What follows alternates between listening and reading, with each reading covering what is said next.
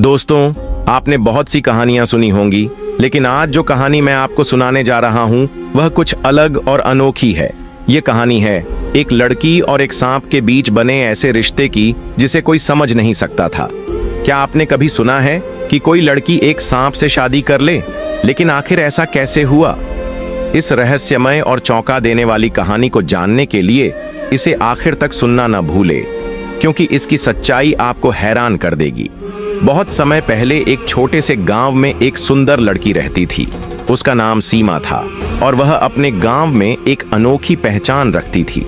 सीमा का कोई परिवार नहीं था, वह अकेली थी, लेकिन उसकी आत्मनिर्भरता और सादगी ने उसे गांव वालों का आदर्श बना दिया था। वह खेतीबाड़ी में मजदूरी करती थी और अपने काम से ही अपना पेट पालती थी। गांव के लोग उसे अक्सर मेहनती और ईमानदार लड़की के रूप में जानते थे। सीमा का एक और विशेष गुण था और वह था उसकी गहरी धार्मिकता। वह हर सुबह गांव के प्राचीन शिव मंदिर में पूजा करने जाती थी। यह मंदिर गांव के बाहर एक छोटे से पहाड़ पर स्थित था और उसमें एक पुराना शिवलिंग था जिसे लोग बहुत श्रद्धा से पूजते थे। सीमा ने इस मंदिर को अपनी दूसरी घर मान लिया था, जहां वह न केवल भगवान शिव से आशीर्वाद प्राप्त करती, बल्कि अपने जीवन के कठिन समय में शांति की तलाश भी करती। एक दिन वह अपने साथ एक लोटा लेकर शिवलिंग पर दूध चढ़ाने के लिए मंदिर गई। वह हर सोमवार को यह काम करती थी, क्योंकि उसे विश्वास था कि भगवान शिव की पूजा से उसके जीवन में सुख शांति बनी रहती थी। उस दिन भी वह अपने मन में यही भावना लेकर मंदिर में आई। मंदिर में जब वह पहुंची तो उसने देखा कि मंदिर पूरी तरह से खाली था। उसके अलावा कोई नहीं था और यह देखकर उसे थोड़ी अजीब सी घबराहट महसूस हुई, लेकिन उसने इसे ज्यादा महत्व नहीं दिया। वह अपनी पूजा में मन लगाकर शिवलिंग के पास दूध चढ़ाने के लिए झुकी। तभी अचानक एक अजीब घटना घटी। एक सांप तेजी से शिवलिंग के पास आया और शिवलिंग के पास लिपट कर बैठ गया। सीमा ने देखा और घबराई, क्योंकि उसे इस तरह के दृश्य से डर लगता था, लेकिन उसने हिम्मत रखी और दूध चढ़ाने की कोशिश की। जैसे ही वह दूध चढ़ाने लगी, सांप ने अपना फन फैला लिया और बहुत घातक तरीके से शोर करने लगा। सीमा डर से कांपते हुए दूध का लोटा शिवलिंग के पास रखकर पीछे हट गई। सांप ने तुरंत दूध पिया और फिर धीरे धीरे शिवलिंग से नीचे उतरकर चला गया। सीमा हैरान और भयभीत थी, लेकिन उसने शिवलिंग के सामने हाथ जोड़कर पूजा की और दूध का लोटा उठाकर मंदिर से बाहर निकल गई। अगले सोमवार को वह फिर वहीं सब करने आई। इस बार भी वही सांप आया और दूध पिया। यह सिलसिला कई हफ्तों तक चलता रहा और हर सोमवार वही सांप शिवलिंग पर बैठकर दूध पीता था। एक दिन सीमा मंदिर नहीं जा पाई। इस बार वह खेत में काम करने गई थी। खेत में काम करते समय एक सांप ने उसके सामने आ गया। वह डर गई, लेकिन वह सांप चुपचाप वहां से चला गया। फिर शाम के वक्त खेत से काम करके सीमा घर लौट रही थी कि तभी अचानक एक सांप ने उसका रास्ता काट दिया। सीमा सोचने लगी। तभी उसे एहसास हुआ कि शायद यह सभी घटनाएं एक संकेत है कि वह मंदिर में जाना भूल गई है। वह तुरंत घर गई, दूध लिया और मंदिर पहुंची। मंदिर में वही सांप फिर शिवलिंग के पास लिपटा हुआ बैठा था। सीमा ने उसे देखकर दिल से राहत की सांस ली और जैसे हर बार दूध पिलाया, वैसे ही सांप दूध पीकर चला गया। रात में सोते हुए सीमा के मन में एक सवाल था, क्या यह सांप उसे यह याद दिलाने के लिए आ रहा है कि वह मंदिर में दूध चढ़ाने के अपने कर्तव्य को न भूले? क्या यह सांप उसी रूप में था या इसका कोई और राज्य था? वह यह सोचते सोचते सो गई।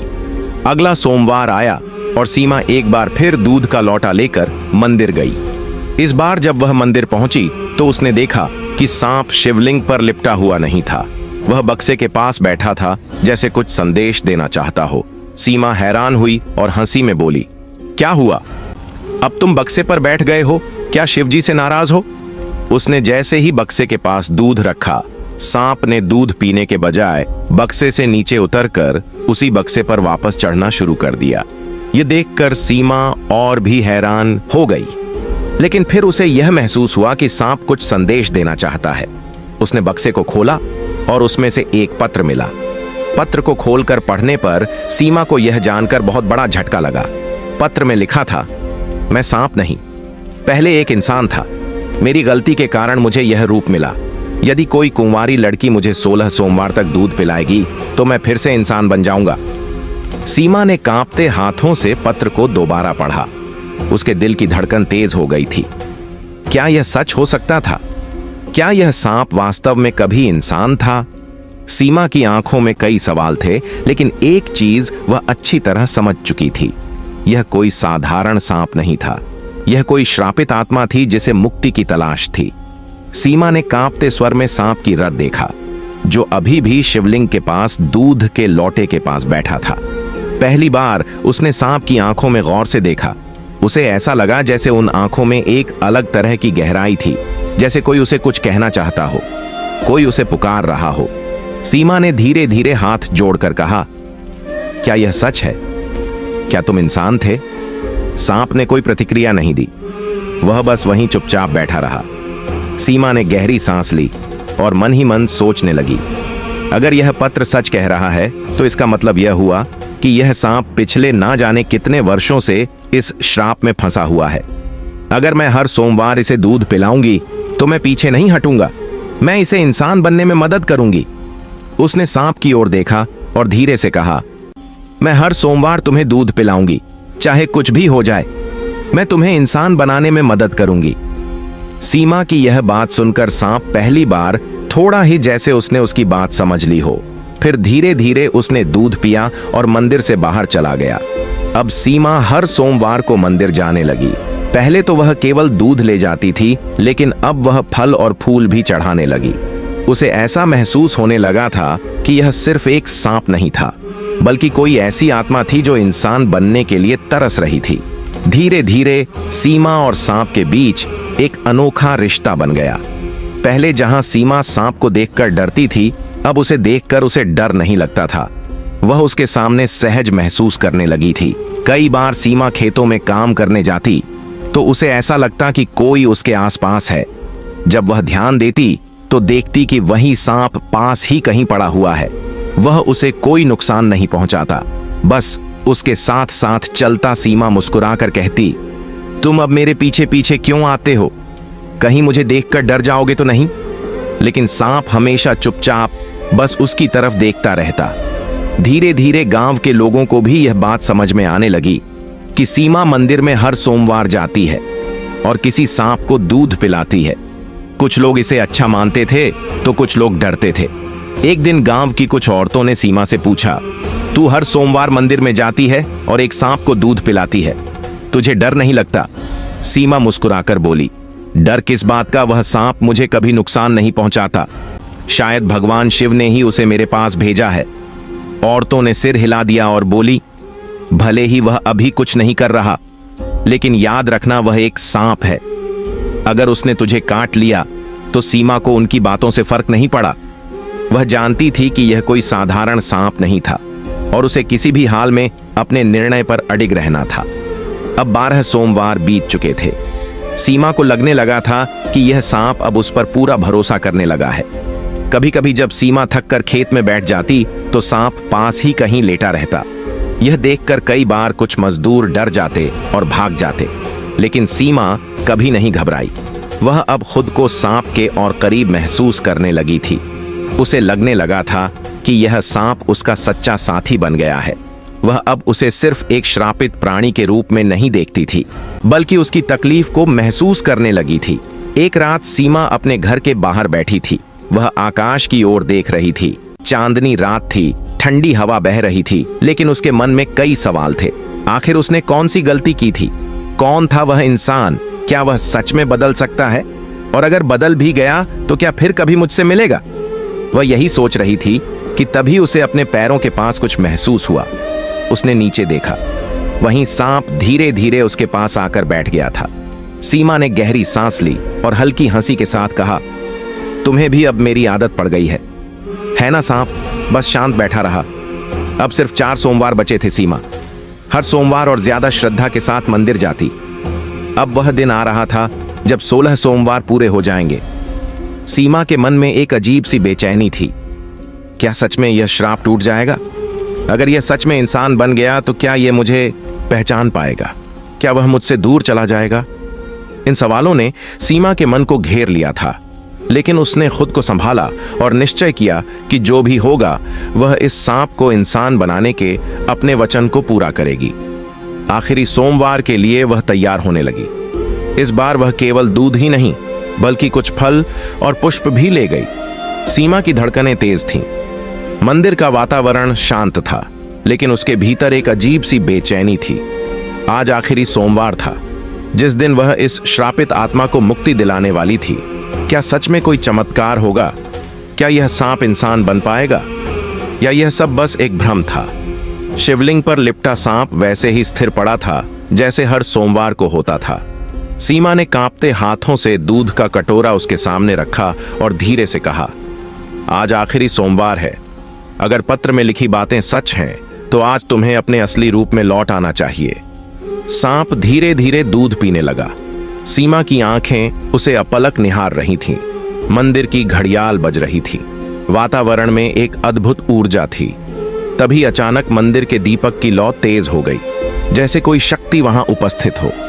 हवा का झोंका मंदिर के अंदर गूंज उठा और सीमा को महसूस हुआ कि कुछ अलौकिक घटित होने वाला है। जैसे ही सांप ने दूध खत्म किया, उसके शरीर में हलचल होने लगी। उसकी आंखों से एक अलग तरह की चमक छलकने लगी थी।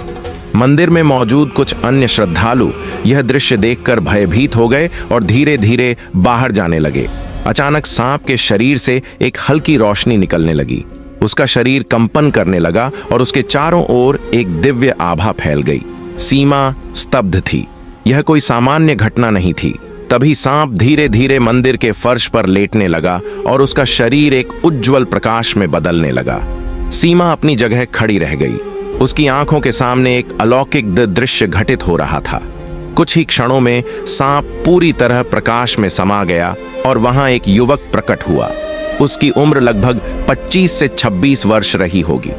लंबा, तेजस्वी और गंभीर व्यक्तित्व। उसकी आंखों में शांति और दर्द का मिश्रण था, मानो कई वर्षों की यातना सहने के बाद वह अब स्वतंत्र हुआ हो। सीमा को अपनी आंखों पर विश्वास नहीं हो रहा था। उसके सामने जो खड़ा था वह वही श्रापित आत्मा थी जिसे वह इतने महीनों से दूध पिला रही थी। युवक ने धीमी आवाज में कहा, सीमा, तुम्हारा धन्यवाद। अगर तुम ना होती तो मैं कभी अपने असली रूप में वापस नहीं आ पाता। सीमा की आंखों में आश्चर्य और जिज्ञासा थी। उसने धीरे से पूछा, तुम कौन हो? तुम्हें यह श्राप क्यों मिला था? युवक ने गहरी सांस ली और बोला, मेरा नाम राहुल है। सदियों पहले मैं एक राजकुमार था, लेकिन अहंकार और क्रोध के कारण मैंने एक महान साधु का अपमान किया था। उन्होंने मुझे श्राप दे दिया कि मैं एक नाग के रूप में जन्म लूंगा, और जब तक कोई सच्चे मन से मुझे 16 सोमवार तक दूध नहीं पिलाए, तब तक मैं इस योनि में ही फंसा रहूंगा। तुमने न केवल मुझे मुक्त किया, बल्कि मेरी आत्मा को भी शुद्ध कर दिया। सीमा अवाक थी। उसे समझ में नहीं आ रहा था कि वह इस पर विश्वास करें या नहीं। क्या यह सच था? क्या यह वही श्रापित राजकुमार था? राहुल ने सीमा की ओर देखा और कहा, अब जब मैं मुक्त हो गया हूं तो मुझे अपने राज्य लौटना होगा, लेकिन मैं तुम्हारा यह उपकार कभी नहीं भूल सकता। सीमा की आंखों में हल्की नमी थी। इतने महीनों से उसने इस नाग को अपना मित्र माना था, और अब जब वह इंसान बन चुका था तो क्या वह हमेशा के लिए चला जाएगा? सीमा ने धीरे से कहा, तुम चले जाओगे? राहुल मुस्कुराया और बोला, मैं कहीं नहीं जा रहा। मैं तब तक यही रहूंगा जब तक तुम मुझे स्वीकार नहीं कर लेती। सीमा, तुमने मुझे नया जीवन दिया है। अब यह जीवन तुम्हारे बिना अधूरा है। सीमा की आंखों में विस्मय था। वह कुछ बोल नहीं पाई। क्या यह सच था? क्या वह जिसे सांप समझ रही थी, वह अब उसका जीवन साथी बनने की इच्छा रखता था? मंदिर की घंटियां गूंज रही थीं।